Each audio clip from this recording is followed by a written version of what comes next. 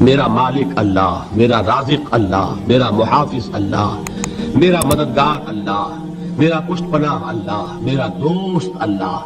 یہ دوستی ہے اللہ کی جو لب لباب ہے، حاصل ہے ایمان کا. اسی کا نام ولایت ہے. اولیاء اللہ کے سروں پر سینگ نہیں ہوتے. جس کے دل میں ایمان راسخ ہو چکا ہو وہی اللہ کا ولی ہے. جسے اللہ پر یقین ہو چکا ہے وہی اللہ کا ولی ہے. جسے یقین ہے اللہ میرے ساتھ ہے، میرا مددگار، میرا پشت پناہ، میرا ساتھی، میرا دوست، میرا محبوب، میرا محب. اللہ اہل ایمان سے محبت کرتا ہے. واللہ یحب الصادقین. ان اللہ یحب الذین یقاتلون فی سبیلہ صفا کانہم بنیان مرصوص.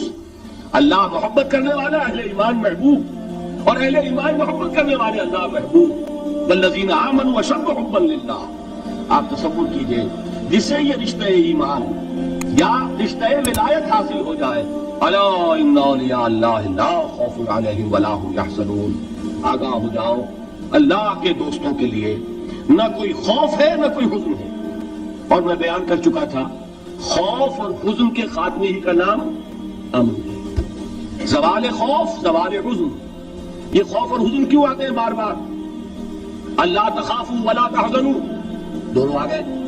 الا ان اولیاء اللہ لا خوف علیہم ولا هم یحزنون، پھر وہی دو. وہ کیوں ہے؟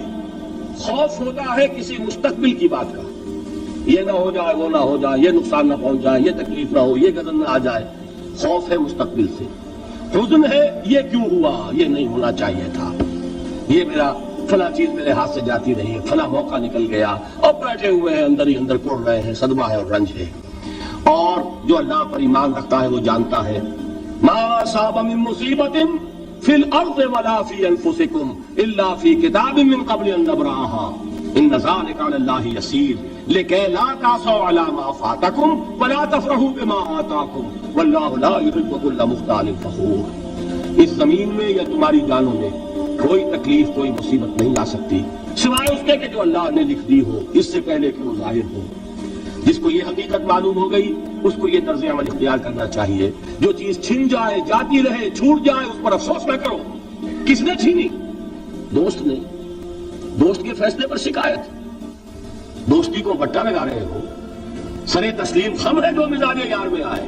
اگر دوستی ہے تو پھر تو تمہیں گردن جھکانی چاہیے کہ ہر ساقی ہماری عین الطاف، جو بھی میرا ساقی میرے پیالے میں ڈال دے اس کا کرم ہے.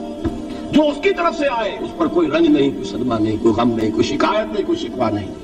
اور جو ہوگا وہ اس کے اذن کے بغیر نہیں ہوگا، اور اس کا اذن ہوگا تو یقیناً میرے لیے خیر ہی خیر ہے. چاہے وہ ناگوار شے ہو، بظاہر مجھے اچھی نہ لگ رہی ہو، میری شارٹ سائٹڈنس میں مجھے وہ نظر آ رہی ہے کہ میرے لیے بری ہے، لیکن قرآن نے کہا ہے عسیٰ ان تکرہوا شیئا وہو خیر لکم وعسیٰ ان تحبوا شیئا وہو شر لکم واللہ یعلم وانتم لا تعلمون.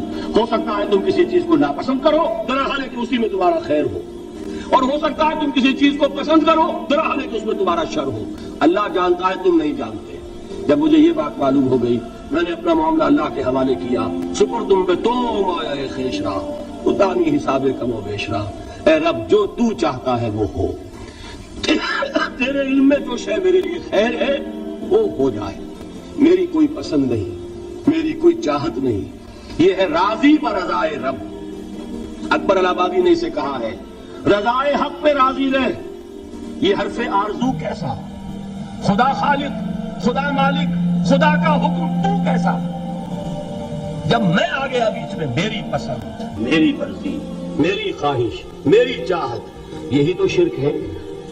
ما شاء اللہ کان وما لم یشاء لم یکن. جو اللہ نے چاہا وہ ہوا، جو اس نے نہیں چاہا نہیں ہوا. اختیار اس کا ہے، میرا تو نہیں. رضائے حق پہ راضی رہے، یہ حرف آرزو کیسا؟ خدا خالق، خدا مالک، خدا کا حکم تو کیسا؟ اقبال نے اسے کہا ہے فارسی میں.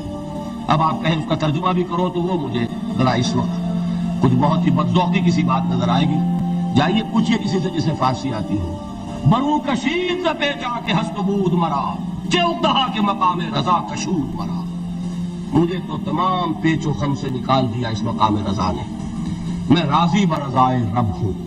جو فیصلہ اس کا میں اس پر راضی.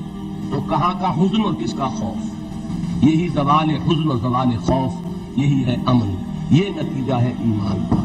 تو جان لیجئے یہ ہے لب لباب، یہ ہے حاصل ایمان کا. یہ ہے تو ایمان ہے، یہ نہیں ہے تو ایمان نہیں.